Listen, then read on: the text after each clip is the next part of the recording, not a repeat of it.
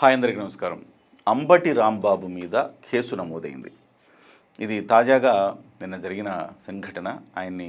దీనికి సంబంధించి ఆయన అదుపులోకి తీసుకునే అవకాశం స్పష్టంగా కనపడుతోంది.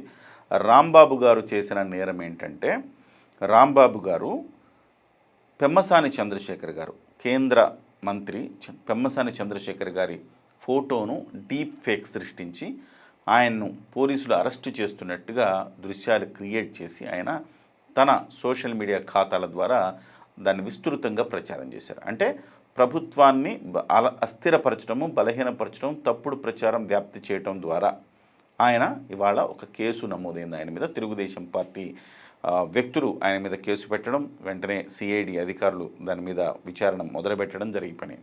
లేకపోతే ఆయన కేవలం అరెస్టు చేయడం మాత్రమే మిగిలినట్టుగా కనపడుతోంది.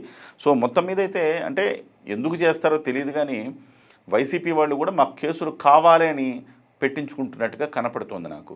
ఎన్ని ఎక్కువ కేసులుంటే అంత సానుభూతి వస్తుందని బహుశా వాళ్ళ లెక్క అనుకుంటా. అందుకే సానుభూతి కోసం లేనిపోని వివాదాలు సృష్టించి క్రియేట్ చేసి తద్వారా అరెస్ట్ అయ్యి తమ ఇమేజ్ని పెంచుకునే ఒక ప్రయత్నం చేస్తున్నారు.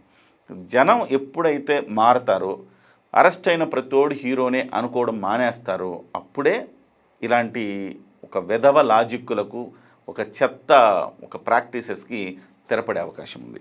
సో ఆయన మీద నమోదైన సెక్షన్లో ఒక్కసారి చూస్తే కనుక BNS 196(2) అనే సెక్షన్ ఆయన మీద పెట్టారంటే విభిన్న వర్గాల మధ్య విద్వేషాన్ని పెంచడం అనేది దీని యొక్క ప్రధానమైన ఒక కారణం. గరిష్టంగా 5 సంవత్సరాల వరకు జైలు శిక్ష పడి జరిమానా కూడా విధించే అవకాశం కనపడతా ఉంది.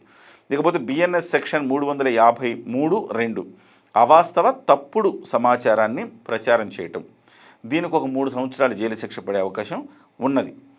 ఇంకా BNS సెక్షన్ 61(2) నేరపూరిత కుట్ర పనిన నేర స్వభావాన్ని బట్టి శిక్ష నిర్ణయించబడుతుంది.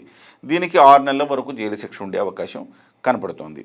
IT యాక్ట్ సెక్షన్ 67 చూస్తే ఎలక్ట్రానిక్ రూపంలో అభ్యంతరకర మెటీరియల్ ప్రచారం చేయటం ఇది ఒకటి ఉంది. అంటే కనుక దీనికి కూడా ఒక 3 సంవత్సరాల వరకు శిక్ష పడే అవకాశం ఉంది. ఒకవేళ రెండోసారి మూడోసారి చేస్తే 5 సంవత్సరాలు, ఆ తర్వాత 10 సంవత్సరాలు జైలు శిక్ష కూడా పడే అవకాశం ఉంది. ఏతావాతో చూస్తే ఒక 3 సంవత్సరాల నుంచి 5 సంవత్సరాల శిక్ష పడే అవకాశం ఉంది. సబ్జెక్టు ఆ నేరం నిరూపణ అవ్వాలి. ఇది కేవలం అంబటి రాంబాబే దీన్ని క్రియేషన్ చేశారు అనేది నిరూపణ అయితే ఖచ్చితంగా ఈ శిక్షలు పడే అవకాశం ఉంది. ఇంతకుముందు నేను చెప్పినట్టుగా ఈ సొల్లు లాజిక్కులు పట్టుకొని వైసీపీ ప్రధానంగా ముందుకెళ్తోంది. సానుభూతి రాజకీయం చేయడంలో వైసీపీది అందివేసిన చెయ్యి. వాళ్ళ నాన్నగారు చనిపోతే జగన్మోహన్ రెడ్డి గారు ఎన్ని రోజులు సానుభూతిని చూపించారో మనందరికీ తెలుసు. అయ్యో తండ్రి లేని బిడ్డ అని చెప్పేసి తండ్రి లేని బిడ్డలు కూడా ఓటేశారు. అంటే సో ఆయనకి లక్షల కోట్లు ఉన్నాయి జగన్మోహన్ రెడ్డి గారికి. తండ్రి లేకపోయినా ఒకే ఒక్క సానుభూతి అనే దాన్ని ఉపయోగించుకొని రాజశేఖర రెడ్డి గారి మీద అభిమానంతో ఆయనకు ఓట్లేసి ఆయన ముఖ్యమంత్రిని చేశారు. చివరికి బెయిల్ మీద ఉంటూ ముఖ్యమంత్రి అయిన ఏకైక వ్యక్తి ఈ దేశంలో ఆయనే. సో చట్టాలకు అలాగే న్యాయ సూత్రాలకు కూడా ఇదొక జగన్మోహన్ రెడ్డి గారి కేసు ఒక కేస్ స్టడీ లాగా ఉంటుందన్నమాట. దీన్ని బట్టే చట్టాలు, న్యాయాలు, ధర్మాల్లో ఏమైనా మార్పులు చేర్పులు సెక్షన్స్లో చేయాలంటే కూడా జగన్మోహన్ రెడ్డి గారిని అనుసరించి చేయొచ్చు. సో ఇవాళ వాళ్ళందరూ కూడా ఇదే బాటన ప్రయాణం చేస్తూ ఉన్నారు. ప్రతి ఒక్కళ్ళు రెచ్చగొట్టడం, కేసు పెట్టించుకోవడం, జైలుకి వెళ్ళటం, తద్వారా సానుభూతి వస్తుందని ఆశించడం. జనం జాగ్రత్తగా ఉండాల్సిన అవసరం ఉంది.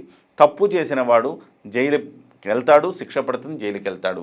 జైలుకి వెళ్ళిన ప్రతివాడు హీరో కాదు. ఈ విషయాన్ని స్పష్టంగా జంజీ కిడ్స్ దీన్ని గుర్తుపెట్టుకోవాలి. రాబోయే రోజుల్లో మీరే ఖచ్చితంగా దాదాపు 50% మీ ఓట్లే రాబోయే రోజుల్లో ఖచ్చితంగా ఇలాంటి వాళ్ళను దూరంగా పెట్టాల్సిన అవసరం చాలా స్పష్టంగా ఉంది. రాంబాబు గారికి యాజ్ ఎర్లీ యాజ్ పాసిబుల్ దీని మీద ఒక శిక్ష పడేలా చేస్తే కొంచెం క్లారిటీ వస్తుందండి జనాలకి. ఆ రకంగా కూటమి ప్రభుత్వం కఠిన చర్యలు తీసుకోవాలని కోరుతా ఉన్నాం.